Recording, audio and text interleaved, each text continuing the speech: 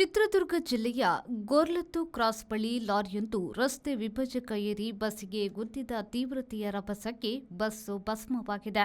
ಅದರಲ್ಲಿ 17 ಜನರು ಸಜೀವವಾಗಿ ಬೆಂಕಿಗೆ ಆಹಾರವಾಗಿದ್ದಾರೆ. ರಾಷ್ಟ್ರೀಯ ಹೆದ್ದಾರಿ 48ರಲ್ಲಿ ಚಿತ್ರದುರ್ಗ ಜಿಲ್ಲೆಯ ಹಿರಿಯೂರು ಬಳಿಯ ಜವನಗೊಂಡನಹಳ್ಳಿಯ ಗೋರ್ಲತ್ತು ಕ್ರಾಸ್ನಲ್ಲಿ ಈ ಅವಘಡ ನಡೆದಿದೆ. ಕಂಟೈನರ್ ಲಾರಿಯು ನಾನ್ ಸ್ಲೀಪರ್ ಎಸಿ ಬಸ್ಸಿಗೆ ಆಚಿನಿಂದ ಈಚೆ ಹಾರಿ ಬಂದು ಡಿಕ್ಕಿ ಹೊಡೆದಿದೆ. ಗುರುವಾರ ಬೆಳಗಿನ ಜಾವ ಈ ಅವಘಡ ನಡೆದಿದೆ. ಇಡೀ ಬಸ್ಸು ಬೆಂಕಿ ಹೊತ್ತಿಕೊಂಡು ದಗದಗ ಉರಿದುದರಿಂದ 17 ಜನರು ಜೀವಂತ ಸುಟ್ಟು ಕರಕಲಾಗಿದ್ದಾರೆ. ಹಾಗಾಗಿ ಸಾವಿಗೀಡಾದವರನ್ನ ಗುರುತಿಸಲು ಪ್ರಯಾಣಿಕರ ಪಟ್ಟಿ, ಸೀಟು ಸಂಖ್ಯೆಗಳನ್ನೆಲ್ಲ ಸರಿ ನೋಡುವ ಕೆಲಸ ನಡೆದಿದೆ.